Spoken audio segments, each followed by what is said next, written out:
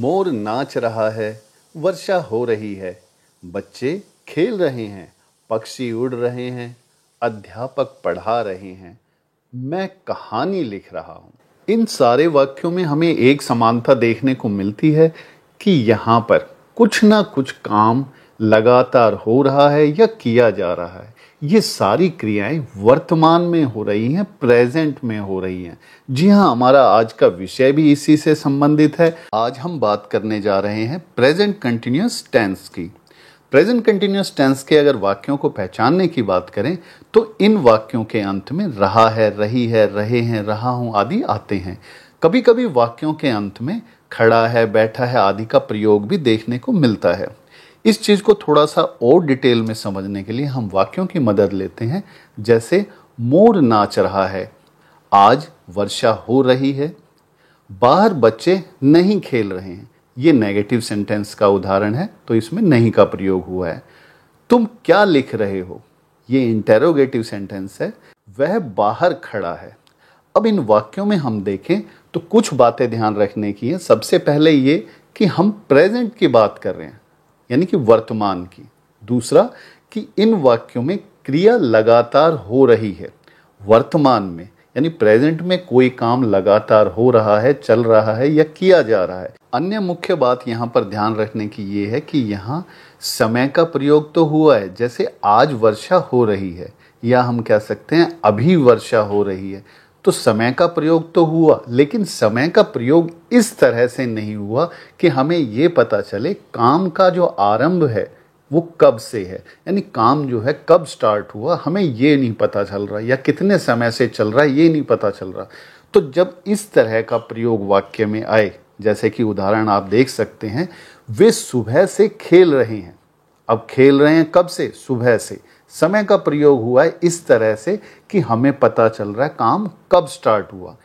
पिछले 2 दिन से वर्षा हो रही है। वर्षा कब से हो रही है? पिछले 2 दिन से। तो जब इस तरह का प्रयोग होता है तो वो प्रेजेंट कंटिन्यूअस टेंस में नहीं आते। इस चीज से आप बिल्कुल भी कंफ्यूज ना हो, क्योंकि देखें यहां पर भी रहा है, रही है, रहे हैं ये पहचान है, और यहां पर भी रहे हैं, रही है, इस तरह का प्रयोग है।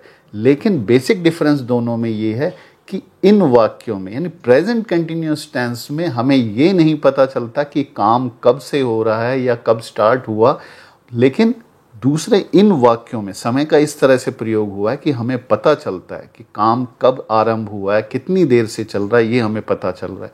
तो इस तरह के सेंटेंसेस जो व्हाइट कलर से लिखे हुए हैं, इस तरह के सेंटेंसेस आते हैं प्रेजेंट परफेक्ट कंटिन्यूअस टेंस के अंदर। आगे बढ़ते हैं कि इन वाक्यों को हम लिखें कैसे। तो थोड़ा सा इसके रूल को समझ लें कि अफर्मेटिव और नेगेटिव सेंटेंसेस को, जिसके अंदर क्रिया हो रही है या क्रिया नहीं हो रही है, इस तरह से वाक्य हो, तो वहां पर सबसे पहले सब्जेक्ट, उसके बाद इज, एम या आर, इन तीनों में से कोई एक आएगा। ये हेल्पिंग वर्ब्स हैं, इनमें से कोई एक आएगा, इनका प्रयोग होगा। अगर वाक्य नेगेटिव है, यानी वाक्य के अंदर अगर नहीं का प्रयोग है, तो हम नोट लिखेंगे, वरना इसको नहीं लिखेंगे। और वर्ब की आईएनजी फॉर्म आएगी, वर्ब के साथ आईएनजी लगेगी, और उसके बाद ऑब्जेक्ट या अन्य कोई चीजें हों वो सब लिख सकते हैं, और अंत में फुल स्टॉप, वाक्य को खत्म करने के लिए। अब इंटेरोगेटिव की बात करें तो यहां मैं अभी उसी इंटेरोगेटिव की बात कर रहा हूं जो वाक्य क्या से आरंभ हो रहे हैं, जिनका पहला शब्द ही क्या है। तो हम देखते हैं, जैसे कि हमने प्रेजेंट इंडेफिनिट में देखा था, हेल्पिंग वर्ब को स्टार्टिंग में ले आते हैं, तो यहां पर भी हम इसमें से दोनों में बेसिक सा इतना सा डिफरेंस है कि हमने हेल्पिंग वर्ब को उठा के सामने रख दिया। तो इंटेरोगेटिव में आप देख सकते हैं इज, एम या आर, इन तीनों में से कोई एक, बाकी सारी चीजें वही क्रम में है। सब्जेक्ट, उसके बाद इज, एम, आर तो हम आरंभ में ले गए, फिर नॉट और वर्ब की आईएनजी वाली फॉर्म, फिर ऑब्जेक्ट, और लास्ट में क्वेश्चन मार्क। ये क्वेश्चन मार्क इंटेरोगेटिव में जरूर लगाना है, वरना इससे बात बिल्कुल स्पष्ट नहीं होगी। अब आगे प्रश्न ये उठता है कि इज, एम, आर का प्रयोग कैसे किया जाए। तो इसका बड़ा आसान तरीका है। सबसे पहले सीधा है कि आई के साथ हमेशा एम आएगा, यानी कि मैं, तो आई के साथ हमेशा एम आएगा, ये एकदम याद रखने वाली बात है। इसके अलावा जैसे हम पहले भी करते आए हैं कि जब सब्जेक्ट यानी वाक्य में जो सब्जेक्ट है वो थर्ड पर्सन और सिंगुलर हो, तो वहां पर हम इज का प्रयोग करेंगे। जैसे हम देख सकते हैं ही, शी, इट, चिंटू, यानी कोई भी नाम। तो इस तरह से जब वाक्य में सब्जेक्ट आए तो वहां पर इज आएगा। अब इन दोनों को छोड़ के, आई को छोड़ के और थर्ड पर्सन सिंगुलर सब्जेक्ट को छोड़ के बाकी जितने भी बच गए उन सब के साथ आर आएगा। जैसे यू, दे, वी, चिल्ड्रन आदि आदि। तो आगे बढ़ते हैं, उदाहरणों में इसका प्रयोग हम देखते हैं। पहला वाक्य है वह आज पढ़ रहा है। तो हम नियम अनुसार चलेंगे। सब्जेक्ट है वह, कर्ता ही, तो सबसे पहले सब्जेक्ट के अनुसार यहां पर ही आ गया। अब ही जो है वो थर्ड पर्सन सिंगुलर है। तो जैसे हमने पीछे पढ़ा कि ही के बाद इन तीनों हेल्पिंग वर्ब में से कोई एक आएगी, तो थर्ड पर्सन सिंगुलर के साथ यहां पर हमने लिखा इज।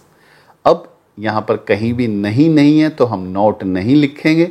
उसके बाद वर्ब की आईएनजी फॉर्म, तो पढ़ना यानी अध्ययन करना, तो हम स्टडी के साथ आईएनजी लगाएंगे तो स्टडिंग बन जाएगा। तो ही इज स्टडिंग, और आज जो बाकी चीजें हम पीछे लिख देते हैं, तो ही इज स्टडिंग टुडे और फुल स्टॉप। ये हमारा सेंटेंस जो है वो बन गया। इस तरह से हम अभ्यास इसको कर सकते हैं। आगे देखें, वे नहीं पढ़ रहे हैं। अब यहां पर हेल्पिंग वर्ब आर आएगा। क्यों? क्योंकि ये प्लूरल है।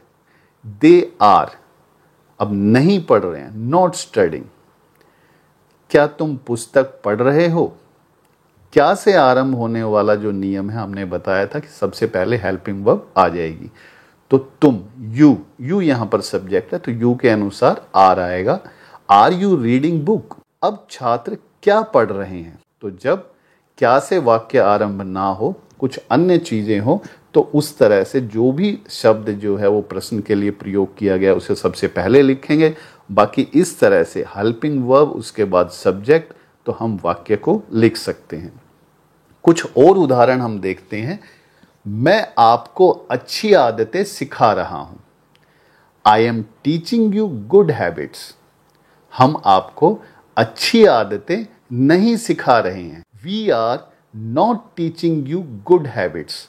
अब आपने देखा कि यहां पर मैं और हम का अंतर है, तो उसके हिसाब से मैं यानी आई के साथ एम आ गया, हम यानी वी के साथ आर आ गया। बाकी सारी चीजें लगभग समान हैं। क्योंकि ये वाक्य नेगेटिव था, इसलिए हमने यहां पर हेल्पिंग वर्ब के बाद नॉट लगाया। क्या हम आपको अच्छी आदतें नहीं सिखा रहे हैं? अब इसी वाक्य को हमने क्या किया, प्रश्नवाचक बना दिया, इंटेरोगेटिव बना दिया। तो जो हेल्पिंग वर्ब है वो स्टार्टिंग में आ जाएगी। Are we not teaching you good habits? मैं दिल्ली जा रहा हूं। I am going to Delhi. तुम कहां जा रहे हो? अब इसको अगर इंटरोगेटिव बनाएंगे, आर यू गोइंग। अब जो वर्ड क्वेश्चन को पूछने के लिए प्रयोग हुआ है, वेयर, वाई, इस तरह के जो शब्द थे उसे हम आगे लगा देते हैं। तो वेयर आर यू गोइंग? वह बाहर खड़ा है। He is standing outside. तो इस तरह से हम थोड़े और नए शब्दों के साथ, नए नए वाक्यों के साथ अभ्यास करें तो हमें प्रेजेंट कंटिन्यूअस टेंस बहुत अच्छे तरीके से समझ में आ जाएगा। अगर आपको हमारा वीडियो पसंद आया तो प्लीज़ इसे शेयर, लाइक जरूर करें और हमारे चैनल को सब्सक्राइब करना ना भूलें।